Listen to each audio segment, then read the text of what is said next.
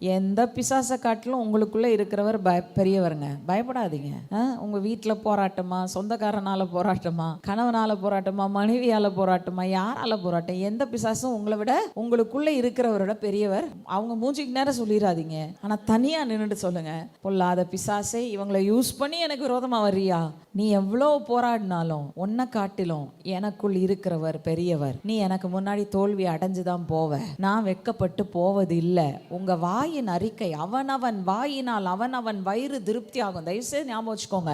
நீங்க பேசாம ஒன்றும் நடக்க போறதில்ல. உட்காந்து அழுது ஜெபம் பண்றதுல ஒரு புண்ணியமும் கிடையாது. அவர் சொல்லிட்டாரு, குமாரனே கொடுத்துட்டேன், அவரோடு கூட மற்ற எல்லாவற்றையும் அருளாதிருப்பது எப்படி, பண்டக சாலையை உனக்காக ஆயத்தம் பண்ணிட்டேன், சாவியை போட்டு தர. சாவி என்ன? உங்க வாயின் அறிக்கை. உட்கார்ந்து சொல்லுங்க, எனக்குள் இருக்கிறவர் பெரியவர். எவ்வளவு பெரிய போராட்டம் எனக்கு எதிர்த்து வந்தாலும், எவ்வளவு பெரிய எசபேல் எனக்கு விரோதமா எழும்பினாலும் பயம் இல்லை. அவர் என்னோடு கூட இருப்பதனால் நான் மேற்கொள்வேன்.